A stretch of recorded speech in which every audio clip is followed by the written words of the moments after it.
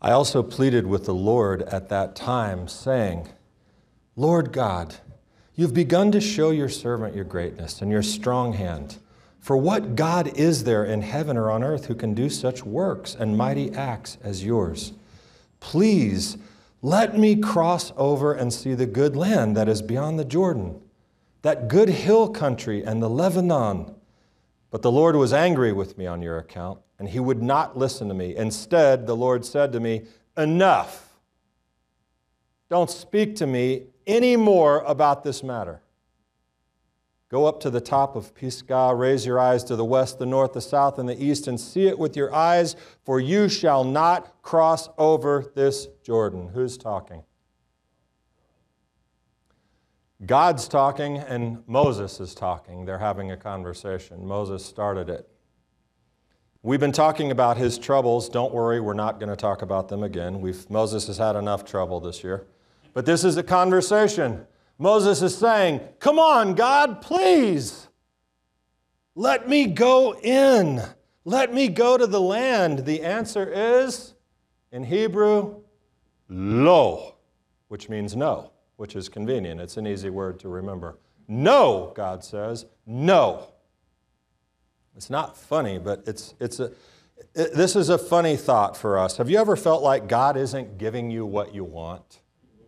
You ever felt that way, like he's not hearing your prayers, or if he is, he's not answering them? Have you ever thought that? Well, Moses didn't. Do you know why? Because God gave him a very, very clear answer. The answer is no. No, you're not doing it. And you can stop asking. But you see, the problem is for us, we often think God isn't hearing us, that he's not answering us, when often he is. He is answering you. You know what the answer is? No. No is an answer. You tell your kids that, right? No. But why? Because I said so. No. But that's not a reason. No. It's a reason. Stop talking to me. No is an answer. You know how I know? Well, because I've heard it a lot. And I want to tell you today, I'm going to do it, though, in the form of a history lesson about something we can all relate to. Actually, it's this place that we can all relate to. It's about Shalom Macon, but it wasn't always Shalom Macon. As I've said multiple times, it was formerly Nachamu Ami Messianic Synagogue. Say it with me. Nachamu Ami Messianic Synagogue. Today is Shabbat Nachamu. Who knew? Shabbat Nachamu 2022. Whether you knew it or not, today you're starting to feel better. Do you? Did you know that? Are you really feeling it down deep? Last week, Cody talked on the worst day of the Jewish calendar. That was purposeful. No, it wasn't really. But he talked on the worst day, Tisha B'Av, where we're celebrating all these terrible things that happen. And we mourned, if that's part of the tradition that you observe. Sunday, you mourned, you fasted, you had a 25-hour fast. And then, all of a sudden, guess what? It was very depressing, actually, leading up to that. You have these 3 weeks, you're reading these horrendously depressing haftorot, plural haftorah, which is the additional reading for the service that goes along with the Torah. Haftorah means parting. It's like the additional. And so the prophets, as we're working up to the 9th of Av, this terrible day when all the temples were destroyed and everything, we're reading these bad things. But today we turned a corner. Do you feel it? You probably don't, because you probably don't even know we turned a corner, but we did. Now we're on the upswing. This is Shabbat Nachamu. Comfort, comfort my people. We sang it a bunch of times. You know where it comes from? Isaiah 40. Comfort, comfort my people, says your God. Speak kindly to Jerusalem. Call out to her that her warfare is ended. Her guilt has been removed. She's received from the Lord's hand double for all of her sins. The voice of one calling out, clear the way for the Lord in the wilderness. Make straight in the desert a highway for our God. Let every valley be lifted up, every mountain and hill be made low. Let the uneven ground become a plain. Let the rugged terrain as a broad valley. Then the glory of the Lord will be revealed, and all flesh will see it together, for the mouth of the Lord has spoken. This is Isaiah 40. We turn the corner from Shabbat, this horrible 9th of Av, Shabbat Nachamu, the Shabbat of comfort. We read Isaiah, and now we start making our way into the high holidays. And you're supposed to be consoled. The next 7 Haftorah readings are ones of consolation, starting right here with these beautiful words, comfort my people. And it's a big shift from Jeremiah and the destruction of the temple. And ultimately, it takes us after Yom Kippur into the season of rejoicing. Who's excited about Sukkot? I was excited about Sukkot the day after last year's Sukkot ended. But this is preparation season. We're reading about all the good stuff God is going to do in the future. And it is this season, 13 years ago, on August 9th, which was last week, but 13 years ago, this congregation was formed, and it was called Nachamu Ami. And I want to tie some pieces together for you, since we're sort of celebrating our anniversary, and on your anniversary you dress up, so I wore a nice suit for you. Some have been here for 13 years. Some have been here for 13 minutes. So I want to share some history with you as we remember our origin and some insight, of course, about your life, and especially your life when God tells you no, because it's all part of the story. But 13 years ago, we celebrated Shabbat Nachamu at a different synagogue. 13 years ago, we celebrated Shabbat, or I should say, 13 years ago. One that my parents had started. One in Macon, my parents had started it, and I had served there as the worship leader. One where we had made deep, deep friendships. One where we thought we would be forever. And one that never imagining at that time that this place would exist. Certainly never imagining that I would be standing in this capacity talking to you here in this place that we never imagined would exist. 13 years ago, Shabbat Nachamu at that Messianic congregation, that Shabbat of comfort, was my family's last Shabbat there. After an unfortunate and heartbreaking separation and sort of being run out on a rail, we had to leave. The community that my parents had started that had grown and blossomed, we had to walk out of that place that meant so very much to us. And after many prayers of asking God, up until that point, we're asking God, will you fix this? Will you make this better? We didn't hear anything. Didn't hear anything. And probably assumed God wasn't listening and wasn't hearing, but He was. He was hearing. God, will you fix this? You know what His answer was? No. I'm not going to fix that. This, He was saying, is not going to get better, but you'll need to trust me. You'll need to trust me, but I'm not going to give you what you want. But you see, we didn't hear that, because too often in times, when you really want to hear God the most, when you want Him to speak clearly to you and tell you when you're in struggle what you want to hear to give you the answer that you really need, He is often giving you the answer. It's just not the one you want. It is no, I'm sorry. That's not the way this is going to work. But you see, even when He's saying, I need you to trust me, I need you to walk, I've got something else, there's another calling, there's a new thing to do, our fear of pain and hurt and loneliness and the fear of the unknown screams too loud to hear any response from God, yes or no. We just sort of feel abandoned. Anyone ever been there? I'm sure you have. And so 13 years ago on August 9th, the week after Shabbat Nachamu, at this heartbroken, gut-wrenching, terrible experience, one of the worst I've ever had in my life, we left that synagogue, and the week after, It was the heart of my family, my parents, my wife, my kids, my family, and a small group of others just left. We didn't intend anyone else to leave with us, but they went too. When the founders of a place leave, it tends to it has an effect. But at that moment, that week after Shabbat Nachamu, we took the first step toward what it is that you are a part of today. And the first service of Nachamu Ami Messianic Synagogue was held, though we didn't ever have any intention of starting a synagogue. We certainly didn't have a name at that point. We just got together, but we didn't have anywhere to go.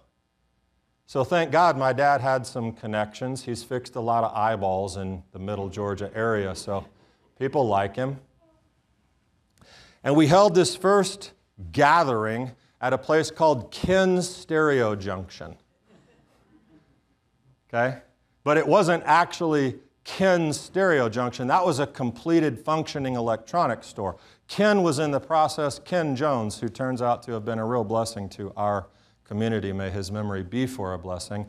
Ken Jones said, not in there, but next door I'm building a new place. It's an old building, we're restoring it. It's going to be called Ken's Music Junction or something like that. It was a music store, but it was under construction. So he said, you can meet in there. So we walk in and there's plywood and sheets and dust and everything. It's completely incomplete. It's a construction site, but that's where we met. However, one thing was completed, the entryway. So as you walked into the doors of Ken's Music Junction, on either side were two very large windows, okay, that you could see. You walk in, here's these two windows, and you know what was in those two windows on either side? Here and here, Jake and Elwood Blues. Do you know who Jake and Elwood Blues are? The Blues Brothers. The Blues Brothers were our official first greeters for our first service. Jake and Elwood.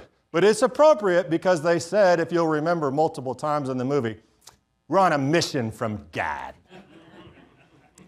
So there were the Blues Brothers, and people were, coming in, and we didn't have much figured out, and we didn't really care. We were just together, and that meant something. Ironically, Kelly and I, prior to any of this, for several years, had been hosting a Wednesday night study that we called Nachamu Ami, because we read Isaiah 40, and it said, comfort, comfort my people, comfort Israel. And so this was a prayer group for Israel that was called Nachamu Ami. We had no idea at that time in our lives what even Shabbat Nachamu was. We didn't know that. We just liked the verse, Nachamu Ami. But you know what? Now we were experiencing and knew something, that there were a lot of people here in need of God's comfort in a way that we had not seen coming. So, Nachamu Ami seemed like, we didn't know what Shabbat Nachamu was. We didn't know we had left the former synagogue on Shabbat Nachamu. Is that coincidence? I don't think so. I don't think God really works too much in the irony coincidence world, but nevertheless, this new community was birthed out of God saying, no, I'm not fixing this. I'm not fixing that. And it eventually became Nachamu Ami Messianic Synagogue. We took the name of our study, not knowing, of course, that Nachamu would become very personal. But I can say, God had something He wanted done. I can look back and say that. But for one thing, I've learned to know that no is an answer. And that when God gives an answer that's no, it's a pretty good thing to listen to. Because He's doing it not to spite you, not to harm you, not because He doesn't love you, but because He wants you to do something probably that's different. And you might not do it if you didn't get no. But you might have to figure that out. You won't know for a while why He told you no. You got to look back sometimes and see what He was doing. Anyone ever been there? I bet you have. Jake and Elwood. We couldn't party with the Blues Brothers and really be an authentic thing. So we had to find another place. We brought the Blues Brothers with us, though, for the first 4 years. They stood at the... No, I'm just kidding. We didn't do that. You know, we needed a place, but the wandering Jew thing is not fun. Been there, done that. So my dad called up Mac Goddard, the pastor of Grace Christian Fellowship, explained the situation and asked him, can we meet at your church? Okay. This building, formerly known as Grace Christian Fellowship, and Mac Goddard was the pastor. So my dad called, but before I tell you that, I want to show you, told you God wasn't in the irony, coincidence business. Let me tell you something else, because that time in 2009 wasn't the first time that my dad had asked if he could use this building. Because back in 2000, my mom and dad had this crazy idea that Macon could really benefit from understanding the Jewish roots of Christianity. They had this crazy idea that Jews who wanted to know Yeshua should have a place to come and learn about Yeshua and still maintain their Jewish identity. They had this ridiculous idea that Messianic Judaism could be something that thrived in Middle Georgia. Silly. So what's the logical thing to do? Well, call a pastor who leads a church called Grace Christian Fellowship, who does not have any use for anything Torah-related, honestly probably feels the law as we see it has been done away with. Mac is an avowed Calvinist. It's like, you know, call him. Call him. Ask if you could use the building to promote following the law as Torah believers in Jesus. He'd probably be right on board with that, right? Makes sense. And that was Mac. Theologically, Mac and Messianic Judaism are as far from one another, literally 180 degrees. Mac loves Jesus. He's taught thousands of people to love Jesus through the years, and Jesus, according to Mac, is what you need to know. Law, Torah, Old Testament, festivals, those didn't get a lot of play in Mac's sermons, I'm certain of that. Okay? So you might guess my dad has the bright idea to call Mac Goddard and ask him about that. You might guess what his answer was in that 2000 question when he asked that, when my mom and dad approached him about hosting the Messianic Jewish service at his church. You can guess his response. Richard, Jane, listen, I love you guys. I love the Jewish people. I love Jesus. He was Jewish. Of course you can host that service here, Mac said. Why? Because Mac has an incredible gifting. He puts people above theology. He loves people more than he loves dogma or the idea that what you believe determines whether or not I can be your friend.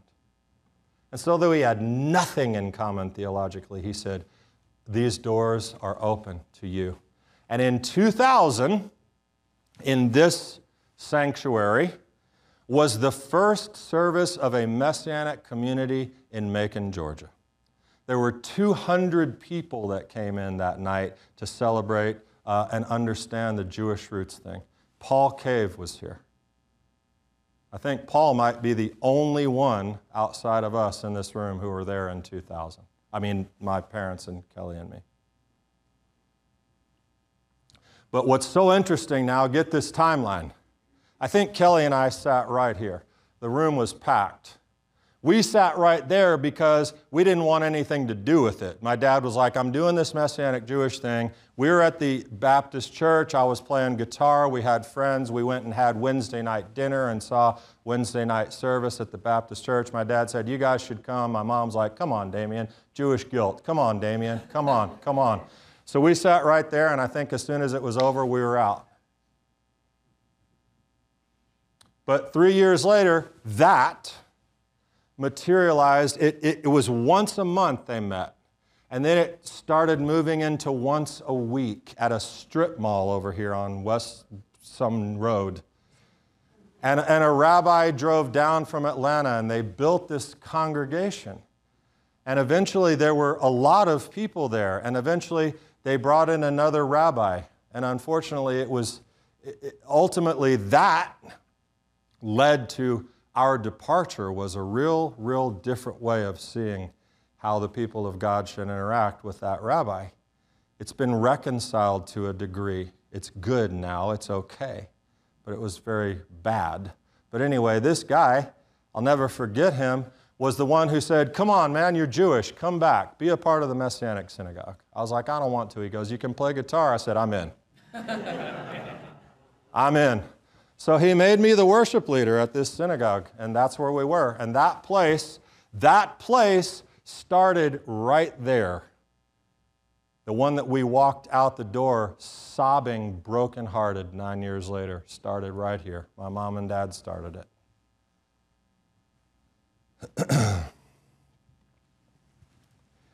And so 2009, we've come and gone from what was our family's community. It wasn't ours. It was just that it had such attached heartstrings. My dad, 2009 now, is coming back to Matt Goddard and saying, hey, guess what? We're looking for a place.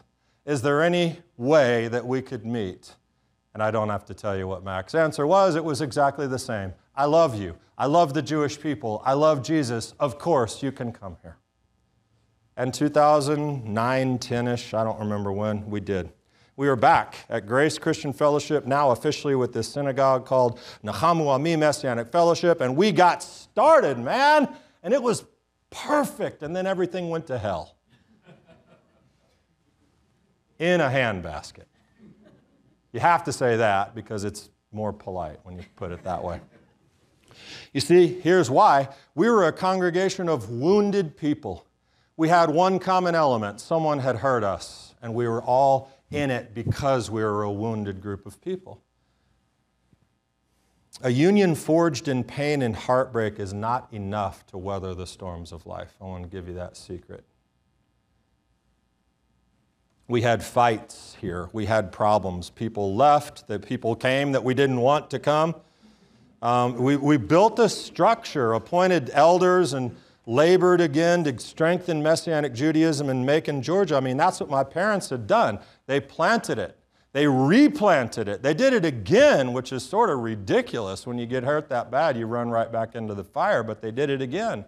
And they planted it. And we had these structure systems, elders, all this stuff. And they, that's their gift, plant, inspire. But they're not stupid enough to lead it.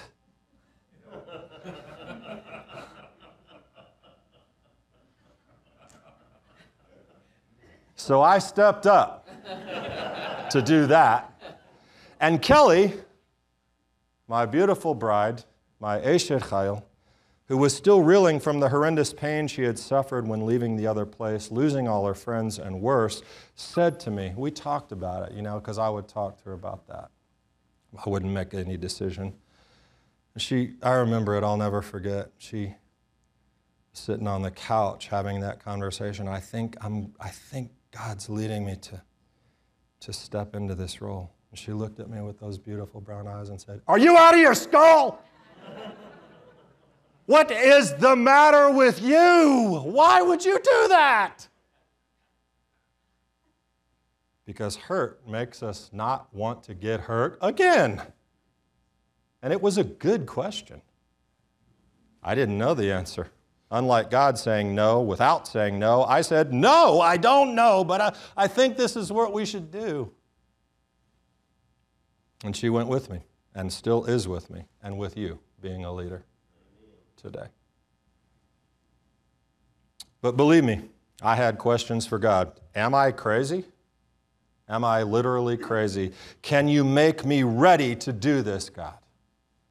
Can you give me the answers I need to do this? God, can you take away this massive amount of fear and anxiety that I feel about doing this? Can you do that for me? I heard nothing, but the answer was being said, no, I can't. Well, I could, but I won't. So no. See, here's another thing about God saying no. A lot of times it's much bigger than you. I know that hurts. But a lot of times when he says no, it's much bigger than you. It's about the people that you'll get to affect, to empower, to change, to love. Remember, when he said, no, Moses, you're not going in. You're not going in, Moses. Here's what he said next. Go up to the top of the mountain, raise your eyes, look all around, for you're not going to cross over. It's almost like he's taunting him. And then he says, and by the way, commission Joshua and encourage him and strengthen him, for he shall go across leading his people, and he will give to them as an inheritance the land which you will see. No, Moses, you're not going in. The answer is no. And by the way, make him where he can go in and just be a subservient person. That's not very easy. God was saying to me back then, I could, but I won't. I want you to do something. I want you to take what your parents got going. I want you to affect more people. And the answer was no for me, for others, for our good, but I couldn't hear that. Now I do. But then the thing is, the fear of failure is paralyzing. The fear of looking stupid, of not being good enough to do something. All that fear was screaming over the gentle voice of God, answering those prayers with a gentle no. I want you to do something else. I want you to do it. I just need you to trust me. But despite the fear, we got started. Anyone ever been there? I'm sure you have. Nachamu Ami, Messianic synagogue. So we worked through, I'll teach you a Hebrew word, mishigas, not Michigan, mishigas. It means absolute insanity, craziness, crazy. So we worked through a lot of the mishigas of the early days and learning along the way, a lot of really valuable lessons that if God had just told me those things, I wouldn't have really gotten them, because another thing, you got to live through crap sometimes. You just have to. Anyone have kids? How many times I just sent a teenager, in my mind incredibly immature, she's not, but in my mind she is. How many times do you say, listen, don't do that. Don't do that. I want to give you some good advice. This is what you should do. And what do? I got news for you. You are God's children. And He does the same thing to you. And you know what we do? Hey, thanks for the advice. Let me check this out. But along the way, you learn some really valuable things. And so sometimes God will not tell you no, even when you're not listening. He'll let you go off because He needs you to learn something that way. Anyone ever learned a lesson the hard way from God? I'm sure you have. But the great thing about God is even if you make a mistake, if you're generally headed in the right direction, He has a pretty good way of keeping you on course. Even if you head out in the really wrong direction, He has a great way of helping you to get back on course. But Nachamu Ami, as I look around this room, of course, Jane and Richard Eisner, Kelly and Damian Eisner, Roger and Debbie Adkins, Sam and Faye Traylor, Dave and Melanie Hazen, Paul Cave. I think that's about it. From who's who? Doug and Doug. Well, Sheila was somewhere else at the time. Doug. You know, early on. But by 2017, 18, you won't believe this. I mean, we had it go on 2017, 18. It was obvious that people really weren't comfortable. And for Kelly and me, we still had a lot of questions. The heads, Ray and Leslie Head. They're on my list, and I skipped over them. Sorry, Ray. We had all these questions like, why isn't this working right? God's not answering our prayers again. We had just completed this beautiful synagogue remodel. And oh yeah, Matt Goddard, I told you he wasn't finished with the story yet, because in 2015, Matt Goddard, our beloved Calvinist, Torah not liking friend, came to us as a community and said, hey, guess what? We really do love the Jewish people. I really meant that. We'd like to give you this building and the 26 acres behind it and let you raise up a community in it. Matt Goddard. He's my mentor. He's my friend, not just because he gave us this. He taught me how to love people. He taught me how to not judge people because they think differently than I do. But he did that. He gave that community grace, gave us. We've been immeasurably blessed. So we had done this remodel, and We're thinking we're hearing from God and leading where we need to lead, and still it seems like, man, God, you're not hearing our prayers. It seems like dead. Is it a much older demographic? No kids, no young families. I just want you to think back about 25 minutes ago. No kids, no young families. No one likes the traditional prayers, God. And people keep saying this place is too Jewish. That was a recurring complaint that came along. And then we had sort of this like second exodus of a lot of people who had been here a long time. And they just said, it's too Jewish. Still seemed like we were missing the mark. And 10 years in, it still didn't seem like this is what we needed it to be, what we envisioned. God, can you fix this, please, God? I ask that question a lot of times. God, come on. We've shown ourselves to be trustworthy in leadership. We've committed ourselves to it. We've stepped out. We stepped through. We've even stepped in some stuff. And, seems like we're really hearing, but you're not hearing. Show us. Talk to us. Can you show us the plan? Tell us where to go. Make the synagogue what we want it to be. Now listen, that's a real question that a lot of us ask a lot of times. We really feel like we're doing the thing that God wants us to do. And we're leading in that direction. We're walking in that direction. We're asking the questions. We want God to do things because we feel like it's a good thing to do. We're asking from a good place. God, I'm doing this for you. Please make it what I want it to be. It's like Moses, God, I've done everything you asked. Please let me into the land. To be told no to that prayer request, it doesn't seem right. How many of you have ever been told no when you just knew you were doing the right thing? You knew God had told you to do this, and yet it's not going right. And He's silent. The heavens are brass, so to speak. But God didn't actually tell us no that time. He didn't say yes. He didn't say, I'm going to fix it for you. He didn't show us His cards. He didn't show up in a cloud, in a fire, in an earthquake, or even a still small voice. Unless another human being talking to you could possibly be God's still small voice sometimes. Think about that, though. How many times have you been waiting for a dramatic answer from God? Some awesome confirmation, some sign, some fleece, something. God, show it to me. Show it to me. Come on, I want to give me a vision, give me a dream. And all you got was a friend or a family member or even some constructive criticism from somebody you don't even like. And that's the voice God used to communicate with you. You ever had that happen? I bet you have. This time showed up in a friend with some experience, and he said something so simple, not in these exact words, but he asked this question: who are you really serving? Your desires, what you want, or what's really needed? Are you really going to do what God asked you to do? And so, interestingly, this was so well timed. By this letter I received this week, actually it was sent to Kelly Eisner from the United States Post Office.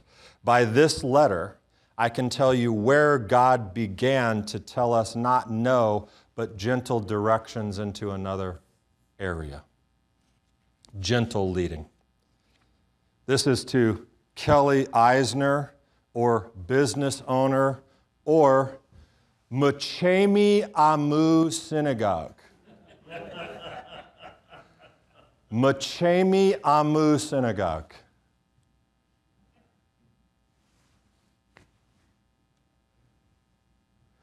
We were in Macon, Georgia, trying to provide teaching and comfort and community, a home for so many people who were searching. And no one, including the United States Post Office, could pronounce it. Most of our people couldn't pronounce Nachamu Ami Messianic Synagogue. And so all of our idea of being this thing and being this Jewish, like, synagogue, man, Jews. Jews, it's for Jews. Come on in, be Jewish, learn it. Nachamu Ami. My friend is like, what the Gehenna does that even, like, what is that? How does that work where you live? And Kelly and I are like looking at each other going, I don't know.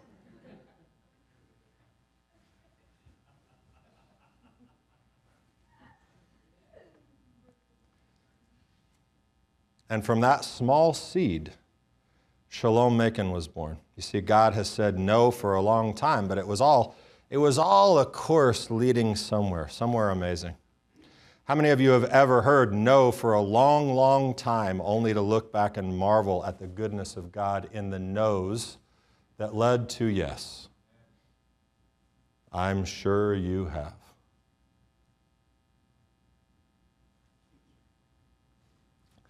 And next week, yes, this is not a no, yes, it takes 2 weeks to tell this story.